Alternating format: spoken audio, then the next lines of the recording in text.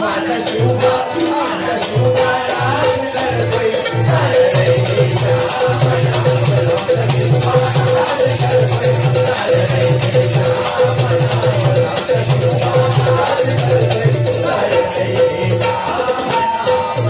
मराठी वाला वाक्य स्वराज्याचा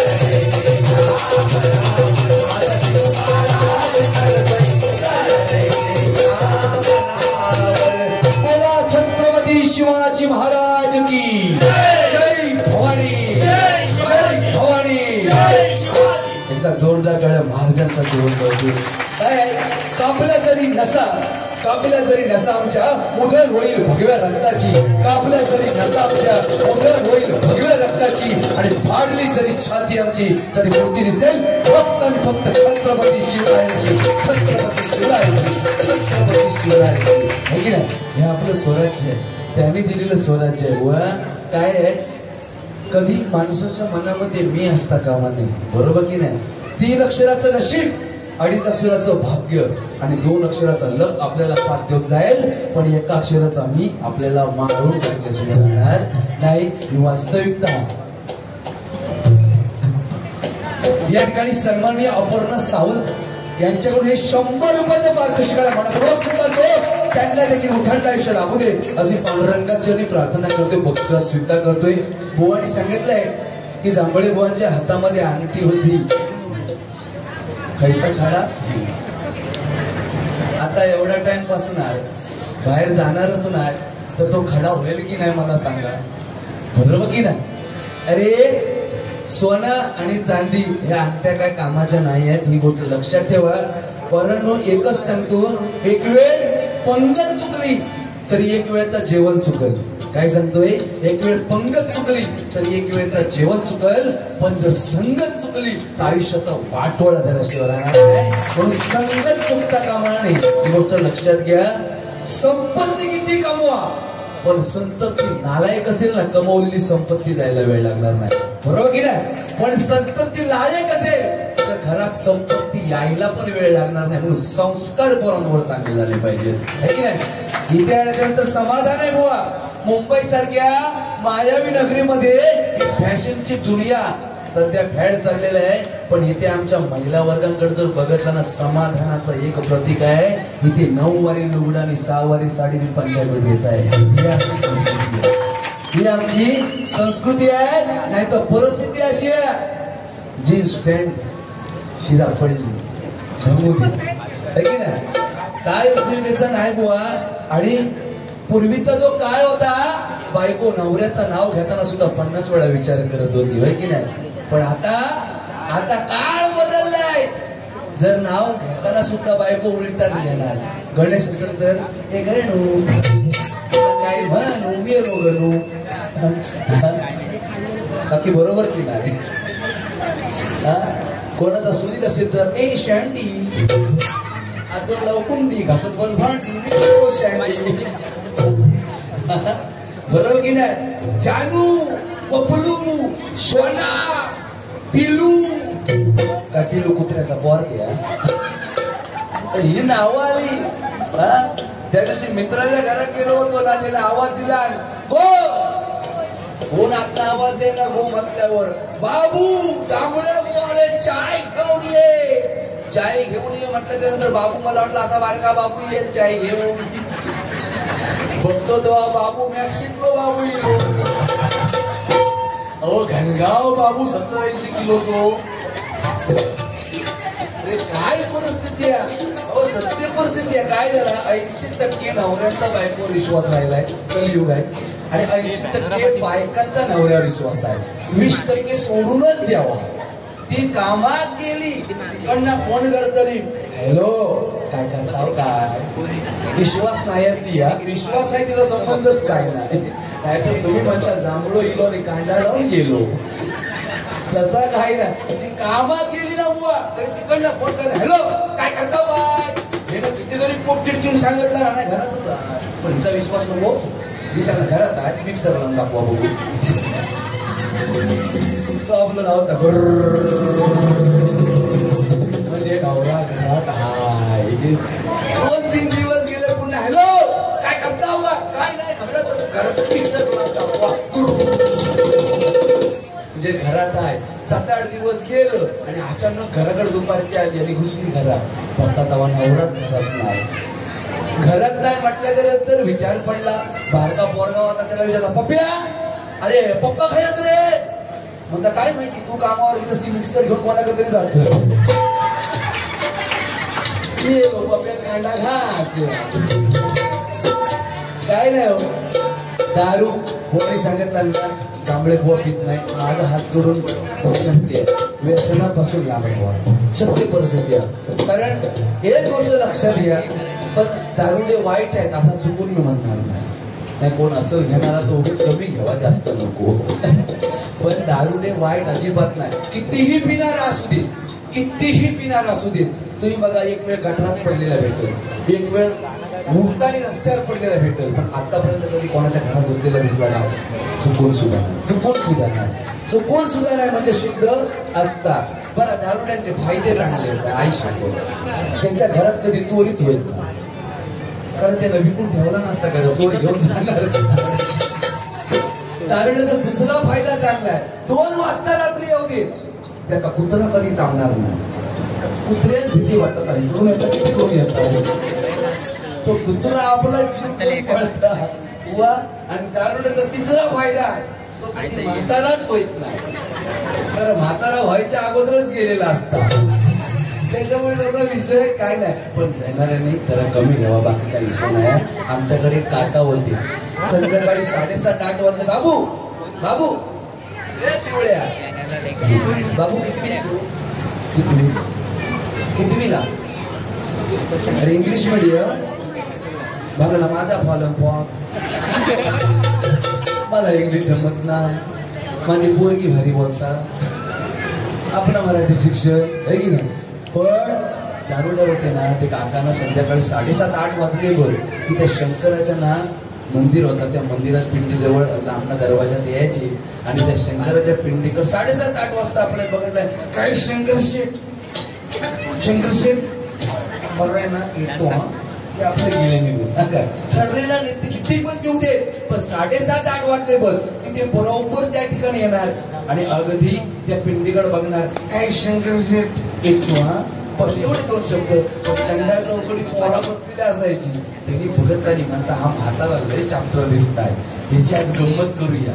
म्हणून त्यांनी काय केलं नाही, शंकराच्या पिंडी समोर गणपतीचा फोटो उभो केला नाही. म्हटलं बघूया म्हातारा आज काय करता. अगदी ठरल्याप्रमाणे आले, अगदी ठरल्याप्रमाणे 7-7:30 वाजता अगदी फुल टाईट माणूस अगदी उलट आले आणि त्या बरोबर मंदिराजवळ आले. हाताची गटी घातून एकदम बघत फक्त लक्ष टाकला नाही.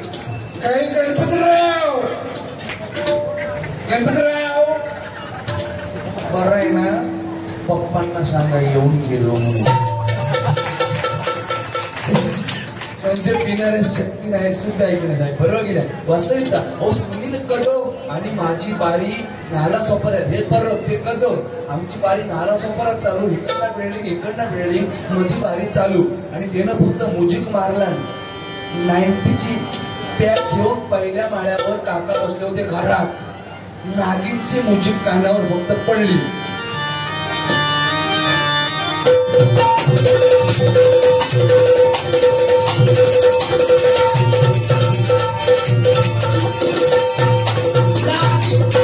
कानावर पडल्याबरोबर ज्या 90चा ग्लास होता त्याच हातात घेऊन गॅलरीत बाहेर आणि नुसतं नाचक लागलो.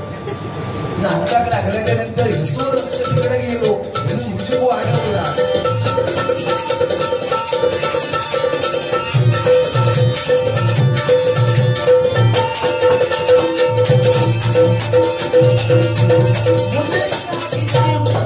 हातात भरल्याबरोबर जे 90चा ग्लास घेऊन जे नाचूक लागलो ना, जी झपाटी गेली ना घाटकन खाली.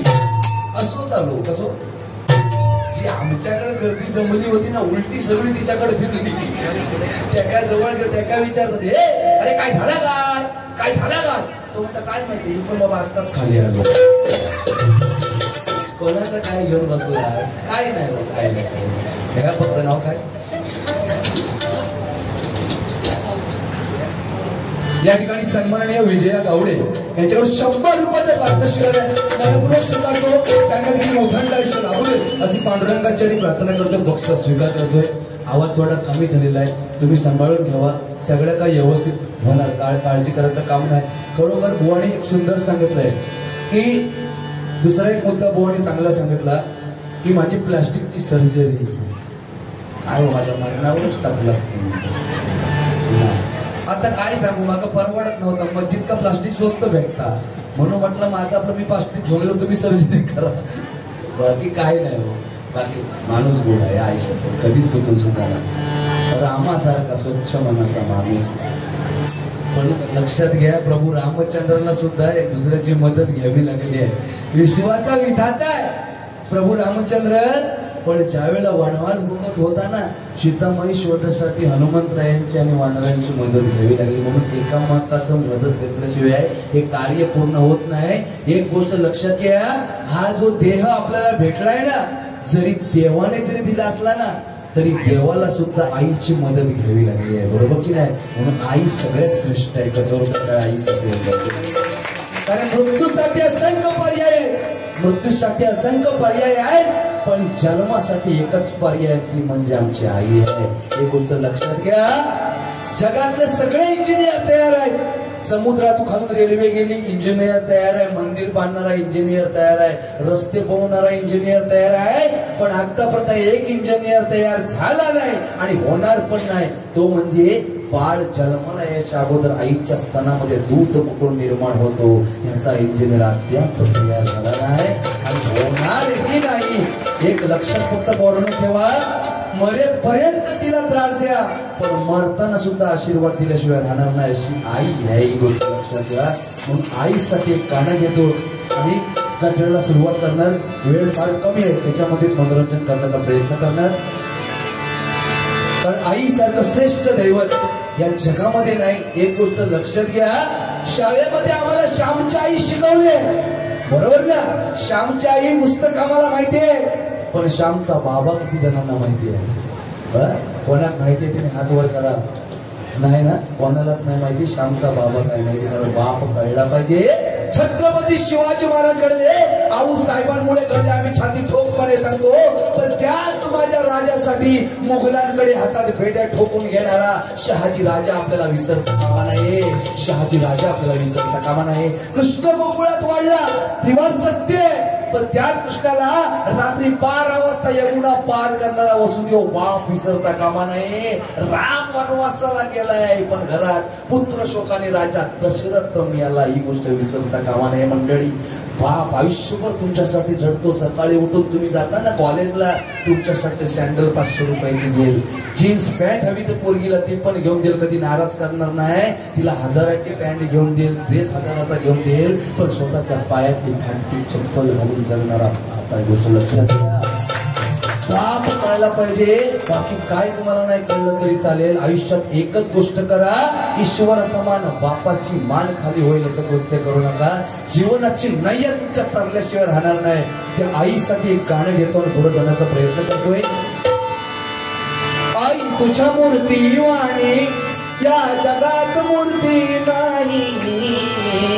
आईच्या मूर्तीसारखी श्रेष्ठ मूर्ती या जगातल्या मंडळी. घर सोडून आपण जातो ना, या मुली आमच्या घर सोडून आईचं जातात. लाड बापाने मुलीचे जास्त करतात. पोरगे म्हणतात माझा पण मुलगा आज भजनात आहे, तिकडे बसलाय. तुम्ही म्हणता माझ्या बहिणीचे लय लाड करता, कारण ती जाणारी असते. बरोबर की नाही? तू तर माझ्याकडे खाणार आहे, तुला हवं ते काही देऊ शकतो, पण ती जोपर्यंत आहे तोपर्यंत तिचं जी काही इच्छा ती पूर्ण करे का बापाचं कर्तव्य आहे. म्हणून सांगते बघा, आई तुझ्या मूर्ती वाणी या जगात मूर्ती नाही. अनमोल जन्म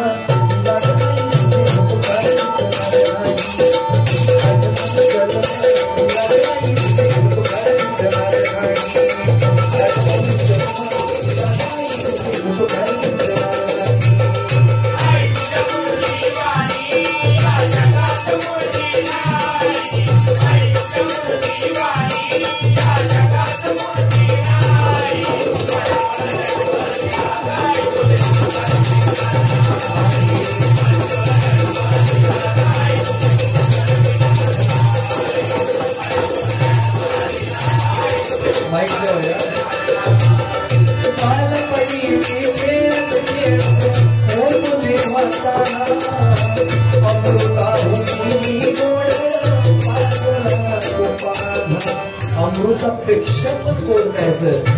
आईचं दूध. काही जगातली सर पुढच्या दुधाला येणार नाही. ते आईचं दूध अमृतापेक्षा पण श्रेष्ठ आहे. एक गोष्ट लक्षात घ्या, अमृत भेटेल नाही भेटणार. त्यासाठी देवांना समुद्र मंथन करावं लागलं. आपल्याला खूपच अमृत परमेश्वर आई रूपाने दिलं. अवसर आहे, अवसर तिला जे पाहिजे ते देण्याचा प्रयत्न करा. मेल्यावरती वाडीवर बरेच जण ठेवणाऱ्या माझ्या आईशीला जिलेबी आवडत होती, माझ्या आईशीला लाडू आवडत होते. काय खाणार नाही तिने, काय खाणार नाही. जिवंतपणे सगळं खायला द्या. स्वर्ग तुमच्या घरात असताना नरकात जाण्याची इच्छा मला ठेवू नका. एवढं प्रयत्न सांगण्याचा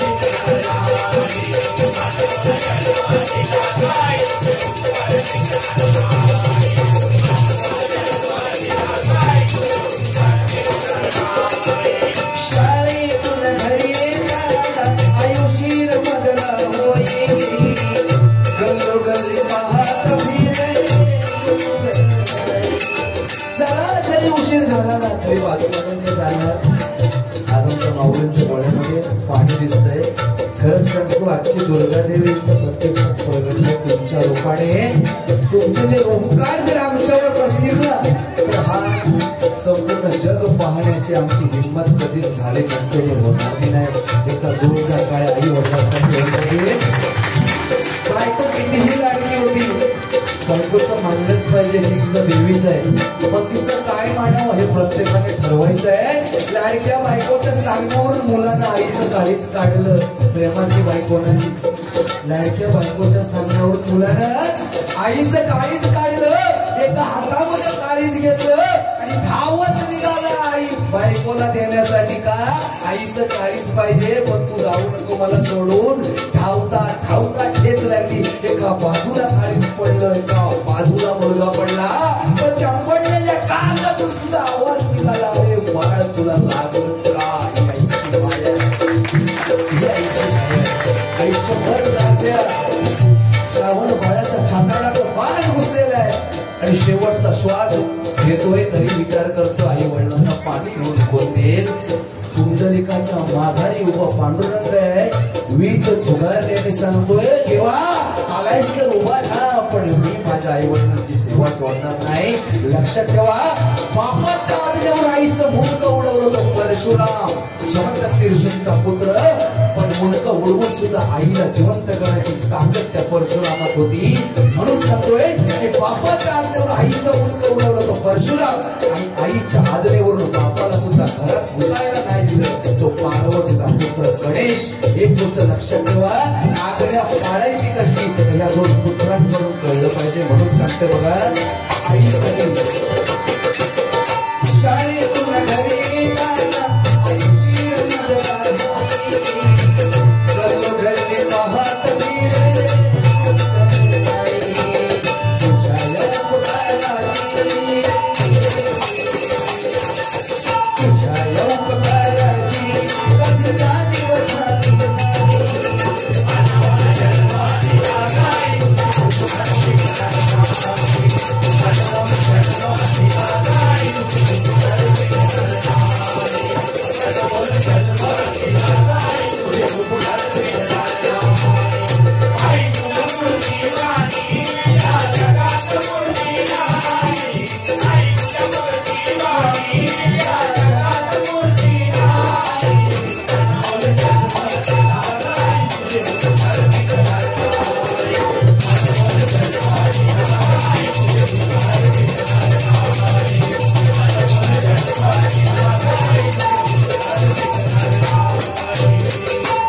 जोर करताय आईसाठी होत जाऊ दे, कारण हे सर्व